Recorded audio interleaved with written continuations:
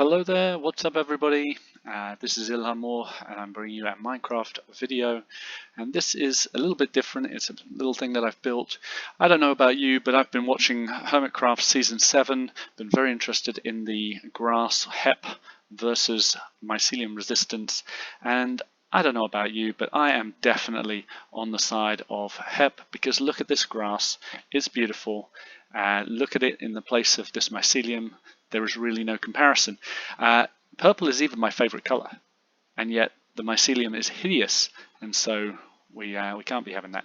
So we are going to look today at a little machine that I think Cubfan, as the enforcer of Minecraft, of Hermitcraft Season 7, needs to build, and this will take ugly mycelium and it won't just destroy it, because destroying mycelium is not enough. You've got to convert it. I'll take the mycelium and convert it into beautiful grass. Let's see it in action one time.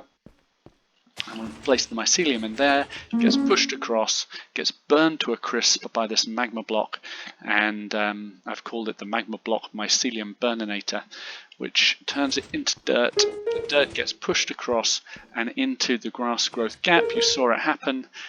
There it is. It got converted into beautiful grass, and so that's the system. We'll take a look at it in a little bit more detail. When the light is on, the system is ready. When the light is off, the system is not ready. Do not use it when the system is off, when the light is off, because you could cause a mycelium outbreak. We store the mycelium in a contamination containment chamber, or the CCC, and do not reach inside the glass under any circumstances. You might get it on your fingers and it's icky. Just to let you know, I don't know if you can see, but from the mycelium there's little spores that happen, and you won't see it here because we've got infrared or infraredish light just kind of pouring on there, keeping the spores down, unlike this block, which if we stare at it for a few minutes, there we go, see the spores are coming off it, but the infraredish light here causes that not to happen. So yeah, we place it through the block, and you don't want to reach through. It's a very thin gap because you don't want anybody to get their fingers in that. The magma block mycelium burninator causes it to go down. Here you smell this freshly grown grass. We've got water from the Fountain of Youth itself. It's blue and purple. I don't know if you can see that, but keep an eye on it. Blue and purple drops because it's very special and magical. We've got soft blue mood lighting just to stimulate growth, and when it gets done, it gets pushed through into your grass harvesting area, and you can harvest it with a grass grabber, which is silk touch, obviously. Now our area is full, so the system's still not ready. We just need to harvest it in order to get the system ready again, and there we are. So ready for use. If you'd like to see how this is made, keep watching. But yeah, this once it's been burninated, I forgot to tell you, this is the deep clean spore decontamination check, and we're just checking to make sure that no mycelium survived. We've got ultraviolet violet radiation here, just to make sure there's nothing left before it gets into our grass area. Wouldn't want any contamination. So what happens? Well, when let's look around here.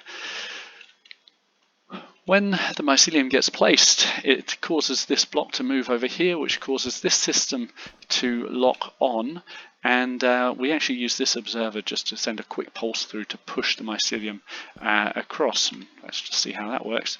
It goes in there, and you can see it's just pushed it across, turn the system on. This observer, when the mycelium gets placed in front of this observer, it sees that something's happened, and it takes an item which is in this set of hoppers, and it moves it from that hopper into here by pulsing these redstone torches. And when it's here, this line out here causes this piston on top to push the magma cube down. It causes this piston on the bottom to push up so that it can actually grab the mycelium, and when it becomes dirt, this pulses again and it moves the item away, and so this turns off, so it pulls the dirt down. The system then, when it sees the item moving through the hoppers, sends a signal through this line, which causes this piston just to push the dirt across into the dirt checking area, which is right here. So that's how that first block works. When the system notices blocks moving over here, it pushes the dirt block up into the grass area, and then we have a very similar system. Just looking at 1 and 3, so this 6 hoppers here and the redstone torches, the observer notices that a block has come in, and it takes this item and puts it here. It really does nothing, so it's just waiting, it's ignoring that. When the dirt changes into grass, it pulses, it moves the item into here, and when it's here, it sends a signal which pushes the grass across, and that of course causes the observer to pulse again, and it moves the item back around into here. So this system allows us to do something 1 in 3 times, which is exactly what we want with this observer, which is quite nice. When the grass gets moved, this observer pulses, sends a signal down there to give us the sound, and it sends a signal all the way through here, and pushes this back to unlock the system. It doesn't unlock the system though if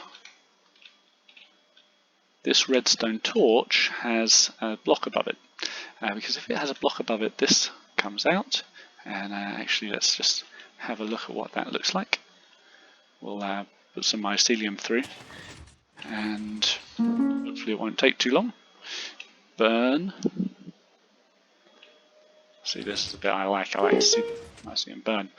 It comes up and gets the water of life. Let's see if we can see a purple drop.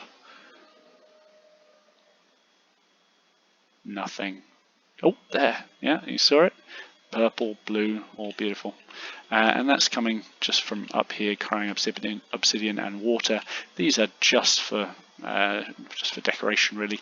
And this grass here is what actually turns the grass, the dirt, into grass. If there's nothing else here, it still works.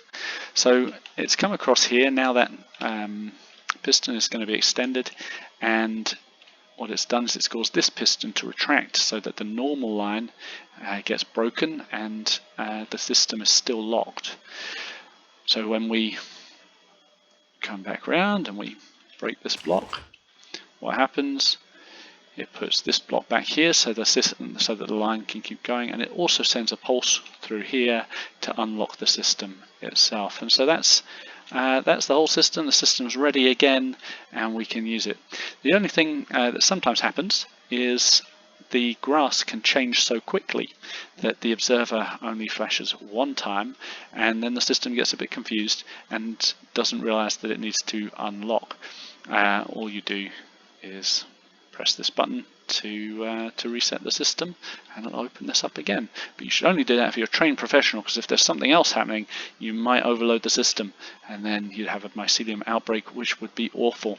So this is what I think Cub should be building on the Hermitcraft Season 7 server. Please, if you agree, like this video, and send a comment to Cub or to Scar as the mayor to tell them that they need to get this system online and working.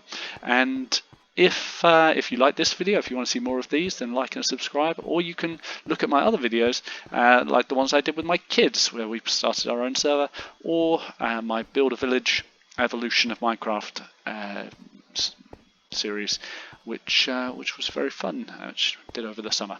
It's been lovely. I hope you had a nice time watching this, and I will see you another time.